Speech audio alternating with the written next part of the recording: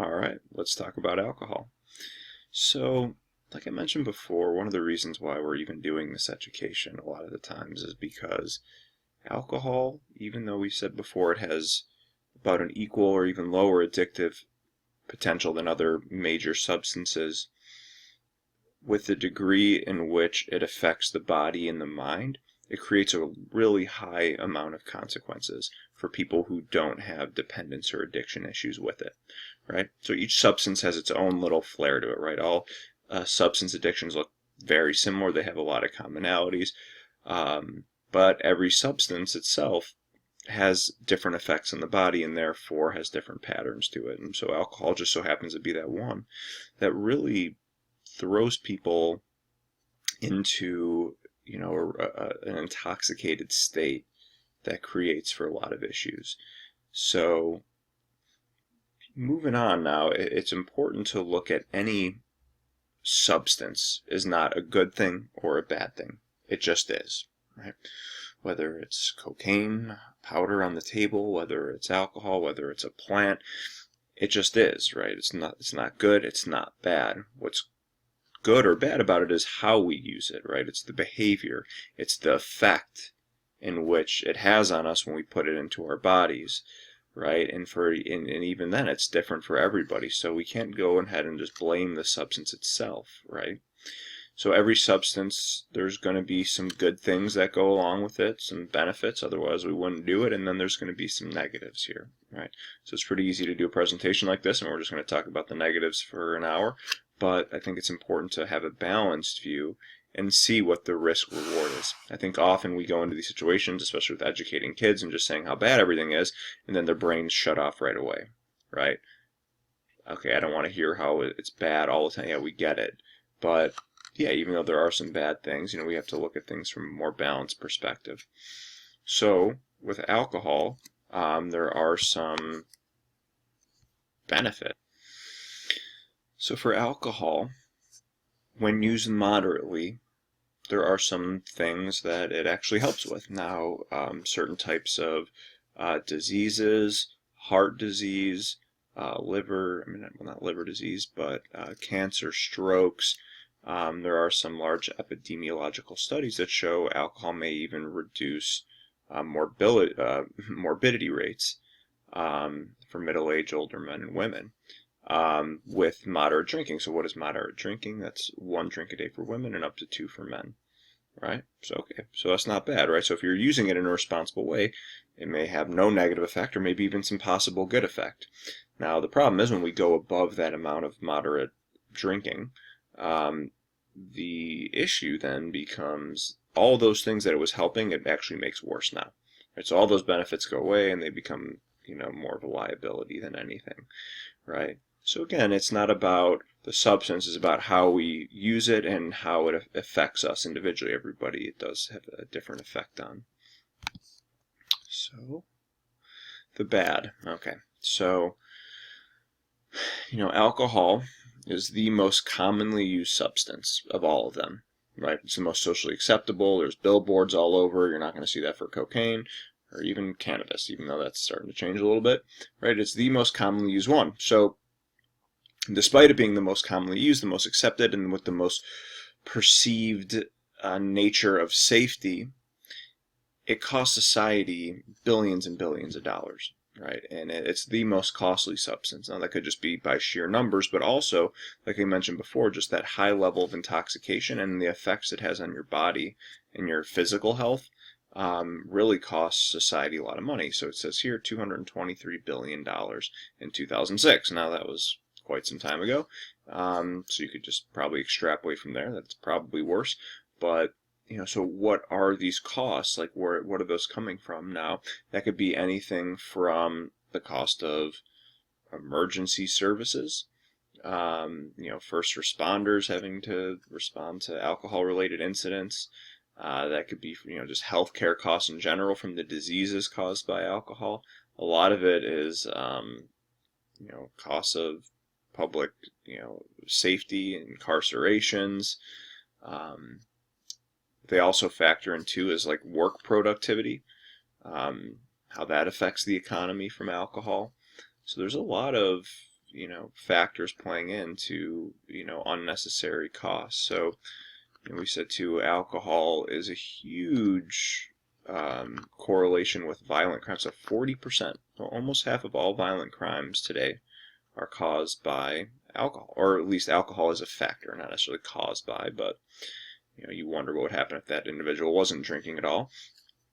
It even has risk factors as far as cancers go: mouth, esophagus, larynx, liver, breast cancer, and some of them alcohol actually, like for something like esophageal cancer, even more than smoking. I think alcohol really plays a risk. So yeah, usually roughly about 10,000 deaths a year from just alcohol fatalities with driving. Some other issues with alcohol. People who are binge drinking, they have much higher likelihoods of killing themselves, killing others, child abuse, domestic violence, high blood pressure, heart attack, inflammation in the stomach, pancreas, brain, spinal cord, higher rates of STI infections, poor control of diabetes. So all these things kind of play into it. We talked about those emergency services. So I think it's a crazy number, but I think it's 1/3 of everybody who goes to the ER, there's alcohol related, or it's directly because of an alcohol related incident. 1/3.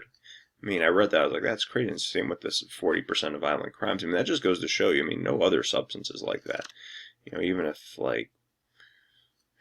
cocaine or something was the number one substance, you would not be seeing those kind of rates. So it is pretty eye-opening, because of how common and the perception of safety of alcohol.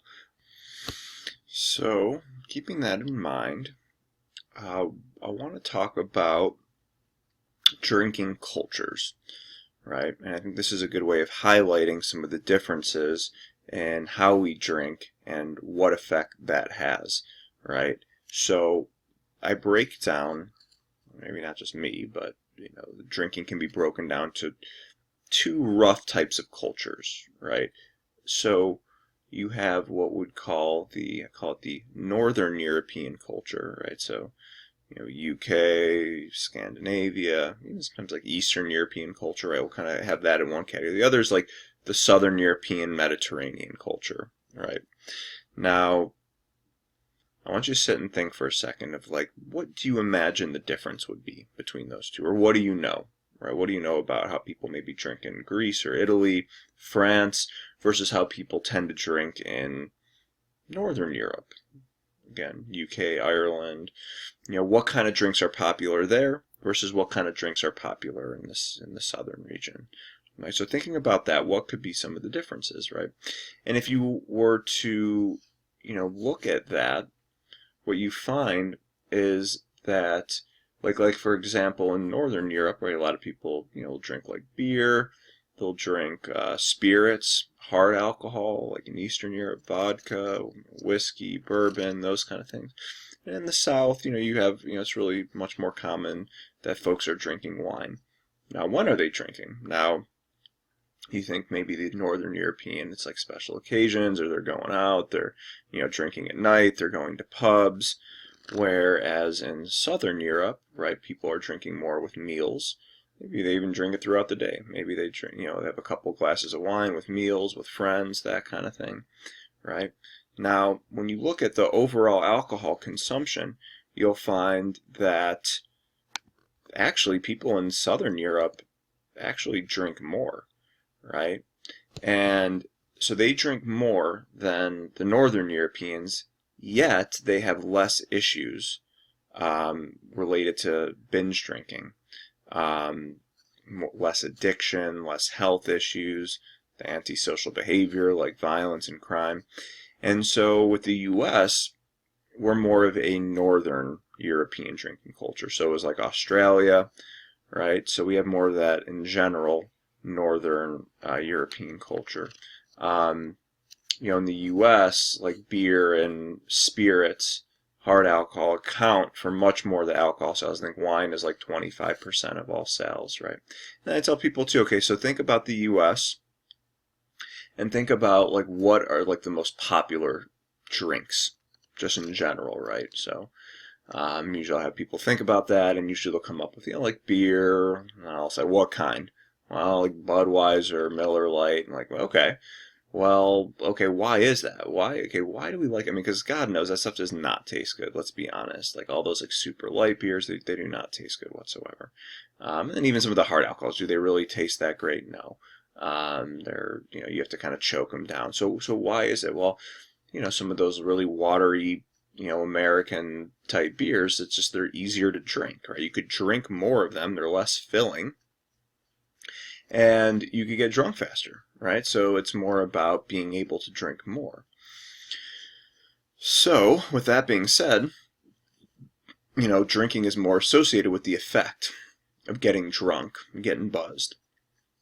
Whereas in Europe, in Southern Europe, I mean, yeah, of course they're going to enjoy that, but it's, more about, the experience, drinking with meals and that kind of thing. You're going to find out later why that actually has a difference in effect, too, of, drinking and eating together versus just drinking.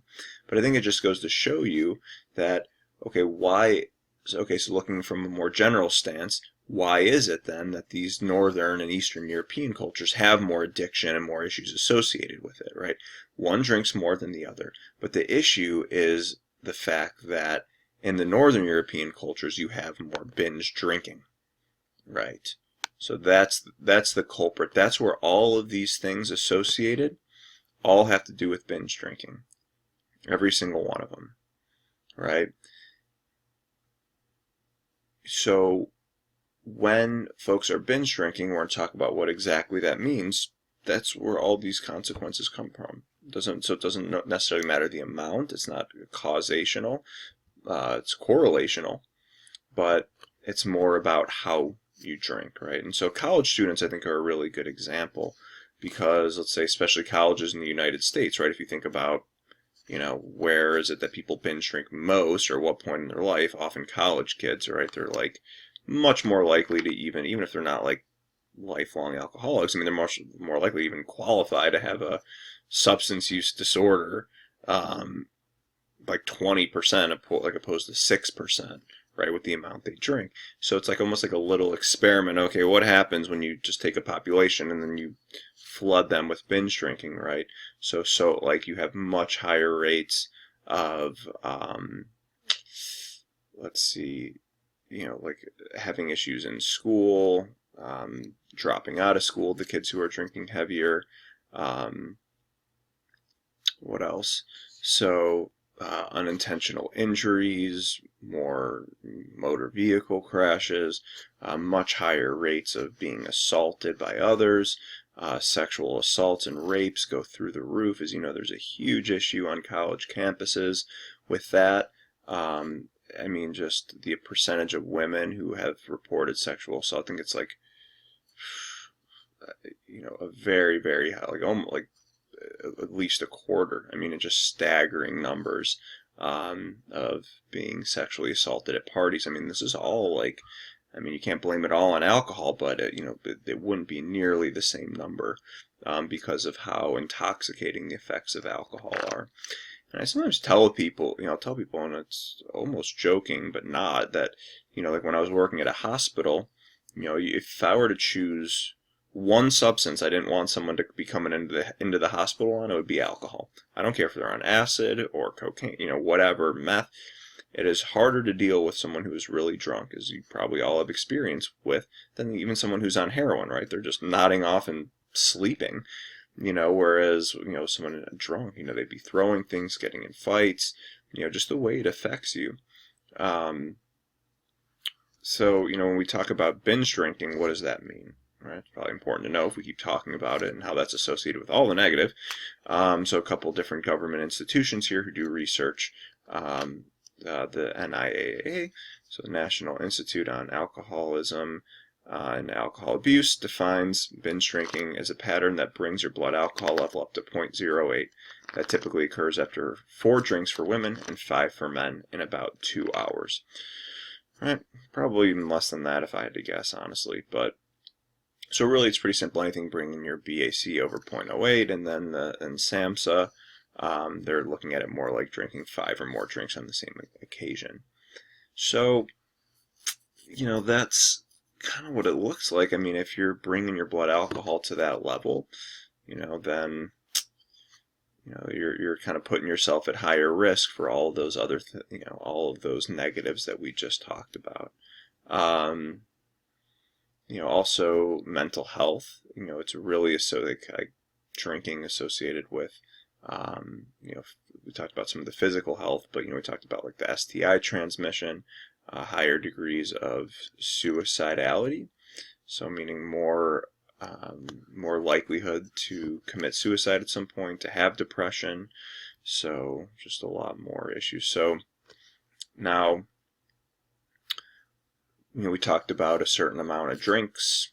We talked about the blood alcohol. Now, what is one drink, right? So when we say a drink, the measurement is one 12-ounce beer, usually at around 5% alcohol by volume. And then you have like a shot or a small glass of 1.5 ounces of hard alcohol at probably about 70 to 80% is your typical hard alcohol. 70 to 80% alcohol, and then a wine, which is anywhere between like 8 and 15. I mean, it could really vary with wine. So when you're looking at what is one drink, right? We'll talk about in a minute of how maybe those affect you differently. But here in general is like a chart of what your blood alcohol will look like depending on how many drinks and your body size. So it's different for everyone. There's a lot of other variables. This is not a perfect chart. So don't go quoting me if you get pulled over and say, well, the chart says. This is just a very rough estimate, and I would say it's pretty, generous, where I think it really goes up higher than what they say. Just my experience in doing 1 million of these assessments with people who had blown over the limit. Right, so it doesn't even matter necessarily, and it's hard to gauge. Just a lot of people like, I felt fine, right? Gauging, if I feel fine, I only had a few drinks, right? But there's a lot of variables that go into how your blood alcohol is affected by the drinks that you have on an individual basis. So what I do here with folks is we do a bit of a thought experiment, right? So what I want you to do is I want you to stop for a second. I want you to think about a time that you were really hungry, okay? So think of a situation, maybe you missed breakfast, you missed lunch, maybe you worked out earlier, whatever it is that makes you super, super hungry. You're getting off work. And I ask people, think about your favorite thing in the world to eat, right? So it's kind of like, what if you were on your deathbed, or not your deathbed, if you're on death row and they're like, all right, you get one final meal, what would it be, right? So some people say, grandmother's cooking, or maybe it's like a certain restaurant, getting a fat, juicy steak somewhere, whatever that may be. So I want you to think about that. I really want you to picture, what it is that you would want to eat, right? So you're super hungry, and so let's just say it's a certain restaurant, right? Let's say it's, I don't know. Let's say you're really fancy in like Applebee's or something like that, right? So you love Applebee's and you love their steak, okay? Best steak in the world at Applebee's, we all know this, right? So you're thinking about it, and you're thinking about that meal that you want, and imagine yourself like you're going to meet a friend there, you're driving, you're like stuck in traffic, so now you're getting hungrier, and you're angry and hangry, and you get to the restaurant, and you could smell the food, and you're like, oh my God, I'm just dying, and there's like a little line, and then you gotta go, and then the waiter comes, and you're just sitting there, and you're just so hungry, and all of a sudden the food comes, right? All your favorite appetizers and the meal, it all comes out, and then I'll ask people, like, imagine, now what happens next as far as how you eat it? Do you sit there and eat it nice and slow and dainty, and, ooh, that's good, or do you just dive in? All the time, 100% of the time, you're just gonna dive in, and you're just gonna eat. You're gonna eat super fast, right? And you're going to keep going, right? You're just going to, throw food down, right? If you're anything like me, I do it every day, right? Like, no self-control, right? So if you let yourself get really hungry, boom, you're going to eat much faster, right? And then there's some point, and when you're eating, that you could feel your stomach start to expand, right? And you're like, ooh, okay, I'm getting kind of full, right? And at that point, you're actually probably full. Your stomach is full, but your brain, is for whatever reason is telling you keep eating, right? So you keep eating, and you eat that whole thing, right? That giant, 16-ounce steak and mashed potatoes and whatever else it was at Applebee's that you like so much, right? And then I say to them, what happens next, right? How do you feel after that, right? How do you feel like 30 minutes or an hour later? It's like, oh, well, not so good. I'm, laying in the booth. I'm in a food coma. I got to unbutton a couple buttons. I feel kind of sick and a little bit regretful of what I just done, right? And I say, okay, like, is this your first time eating? Like, you've been doing this for however many years. Like, you know how to eat. Why do you let that happen? I mean, at some point, like halfway through, you would have been fine if you just stopped there. And you knew that you were going to feel this way, but you couldn't control it, and you did it anyway. Like, what's the deal? Why is that? Why does that happen? I know most of the time people are like, I don't know. I don't know why that happened. I guess I was just really hungry and it was hard to stop. And yeah, that's true. And so I'll tell people as well, one of the reasons that is because it takes a certain amount of time for your brain to register that you are full. It takes a certain amount of time, right? Maybe it takes 30 minutes to that hour that you're like, oh my God, yeah, I'm really full. I didn't need to eat nearly that much. But we do it anyway, right? And I bring that up is because there's a very similar effect that happens with drinking. And I think that because of this effect, if this effect weren't the case, it would probably solve 50% of the problems that come with alcohol, right? And I'm not sure, I'm guessing it probably is maybe even the exact same biological process, but if not, it's exactly the same thing, which is it takes at least like 30 minutes or more to feel the full effect of that drink that you took. So that means if you're trying to get a desired effect, let's say you want the desired effect off one drink, you'd have to finish that drink and then wait 30 minutes. Now, the thing is our brains don't associate it like that, right? If I have a drink and I start to feel something like, oh, that's the effect of one drink, when really it's taking much longer than that. So I think that's what people get a lot of trouble, just like with the eating, right? It's like, I want to be a certain level of full, so I keep eating, yet I forget that I have to wait longer to get that effect, right? So it's kind of like there's a backlog that happens, right? So I'm drinking 1, 2, 3, 4 drinks within an hour or so, and I'm like, okay, I'm feeling pretty buzzed a little bit later. But I want to get more buzz, right? So what do? I keep drinking, yet what I'm not realizing is that there's still more alcohol that's being processed, so I'm getting more and more drunk, and then now I'm getting more and more drunk off of that. So there's always a backlog. I always imagine it like that one famous episode of I Love Lucy where she's working in the factory assembly line with the candies, and she's doing it, and it gets more and more and more, and it piles up, and she can't. That's like your liver, right? Or your kidneys and your liver. It's like it can't process all of it. It gets overwhelmed, and you just become more and more intoxicated because you can't process it fast enough, right, to get it out of your system before, and you have this backlog, and all of a sudden you start getting more and more drunk, and then an hour or two later you're like, holy crap, I'm way more drunk than I thought I was, right? Because it's a much slower process, right? So in order to feel the effect of a substance, and let's just say alcohol, because that's what we're talking about at this point, right? In order to feel the effect of alcohol, it's all dependent on one thing and one thing alone, right? The effect of alcohol that you feel, that level of intoxication, is one thing, which is blood alcohol content. For those of you DUI folks, you're very familiar because that's what's measured, right? Now, it's different for every individual. We talked about that tolerance thing before, right? So you could have two people, right? You could have one person at 0.08, another person at 0.08, and they could be way different levels of drunk, right? But for just that individual, the higher your blood alcohol, the higher intoxicated you're going to be, right? Now, if somebody's like a late stage alcoholic or something like that, right? They could be at a 0.3, and they could be walking around talking to you, and you may not even know they're drunk. Your average person, they're at 0.3, they're dead. Okay, so it's different for everyone. Now that person is highly intoxicated. I mean, their body just processes it in a different way. They're just more used to processing it, and it takes more and more for them to get that level of drunk, right? They're highly intoxicated, but not nearly to the same level as that other person who doesn't have that tolerance, right? Their body is just going to totally shut down at that point. So blood alcohol, that's what determines the intoxicating effect. Now, for any substance, right, for you to feel the effect of any substance, it has to get into your bloodstream. From the bloodstream, it then goes to your brain, right? So alcohol cocaine, whatever, it all gets into your blood, and we get it in there in different ways, right, to feel the effect, right? Just like nutrition, it has to go through your blood and then goes, and circulates through the rest of your body.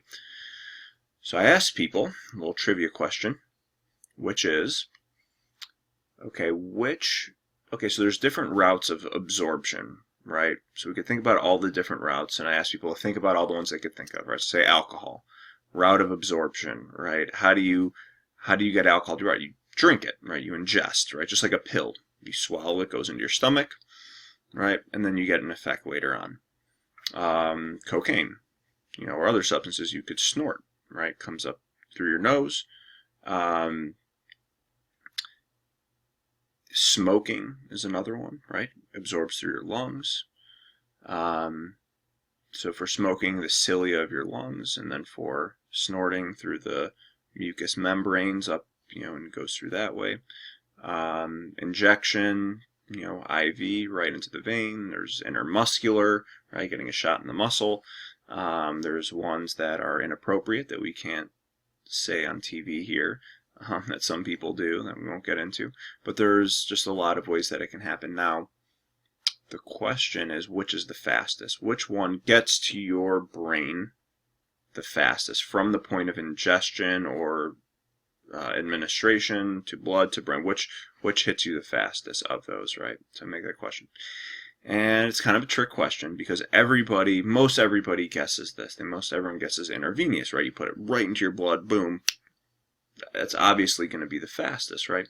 And that's not necessarily true, right? It's actually smoking for whatever reason, because you think about it, you inhale and that oxygen, it gets right up to your brain. So actually smoking is the fastest. It's like less than a second that if you smoke something, it hits your brain. Whereas IV takes like a second or two or three, like at most. So pretty close. And then snorting's like a close one after that of how fast that it hits you. And the slowest is ingestion. Okay, so that's makes sense because it takes 30 minutes plus for you to feel the full effect from ingestion. So I think that's why too, there's kind of an issue there, because to get to that peak intoxication, it takes that time. So I then asked people, what is it? So, if smoking's the cilia through the lungs, mucous membrane through the nose, straight to the blood, through the muscle, what organ does alcohol get absorbed through? Right? So when you ingest it, where does it absorb through to get to the blood? Right? And then the most common answer people say are stomach, right? Drink it, goes right in your stomach and should therefore absorb, right? The other most common is their liver, right? Because you just think alcohol, liver, right? So those are the two most common. I don't think anyone has ever gotten this. I would have never gotten it either. Just like I probably wouldn't have gotten the route of administration one either. It's actually the small intestine, which is stop number 2. So stop number 1, stomach, and then stop number 2 is the small intestine. So therein lies the issue, right? It doesn't go right away, right? And so that's why I think people, often get way too intoxicated, right? It's why they're throwing up at the end of the night. They're crying. They're texting exes. They're, their friends holding their hair back, they're getting lost, you have to babysit them, right? It's because that's not what they intended. They're like, oh, hey, I want to go out and have someone babysit me tonight. Although we all have friends like that who go out and drink, and we're like, oh, we're going to have to babysit Dave, and, that's just his idea of a good time. Not our idea of a good time, but, that's just Dave for you, right? So, but most of the time it's probably unintentional.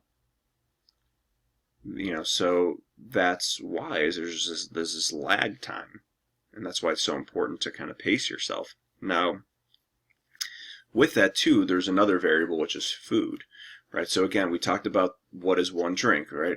Just say beer, wine, hard alcohol, right? Do those all affect you in the same way, right? They're the same amount of alcohol, you're just in different volumes, right? Do they all affect you the same way? And the answer to that is no, even though it's the same amount of alcohol, and you can imagine why. Now let's take 2 people. One person, they have a completely empty stomach and they take a shot of Jameson or something, right? And that's 80% alcohol, 80 proof. Now they then have someone who drinks 12 ounces of beer on a full stomach, right? they're going to be affected differently, right? The person who took the shot, their blood alcohol is going to spike right away because it's going to go right through their stomach, right in the small intestine. Boom, it's going to shoot up. So their blood alcohol is going to go up much faster. They're going to get much more intoxicated. It's going to look like boom, and then it's going to start to come out a little bit faster. But then the person with beer, on a full stomach, right, it gets absorbed with the food, so it's going to really slowly over the course of maybe 30-40 minutes start and then get processed a little quicker, so that person's not going to have as much of a flare-up. They're not going to be as intoxicated as that other person who did just the beer with the food, right? So it's not all created equally, right? So having food in your stomach will dilute the alcohol, and slow the emptying of the stomach into the small intestine, where alcohol is very rapidly absorbed. Now, the peak could reach as much as 3 times higher than with someone on an empty stomach. So, we'll talk a little bit about like some of those harm reduction strategies, and how you can use this knowledge to make it so you're not getting quite as drunk. So we're not even saying don't go get drunk, don't go have fun. It's more about, if you're going to do it, go get that desired amount, but just don't shoot over the mark, because it's so easy to do that. Go ahead and do an exercise for this section. So what I want you to do is, depending on whatever reason you're doing this course, maybe it was a DWI, kind of a one-time incident, maybe there was multiple incidents, but maybe just pick one of those, or a common incident that's happened, and think about, I want you to write down like how many drinks did you have that night about. What was the desired effect you were going for? Did you intend to have that much? And then thinking about, to have gotten that effect, did I need to drink that amount? Could I have drank less? Can I have gone slower? So kind of looking back on that incident and just writing down how it was that those biological processes affected you, and what could have been different there.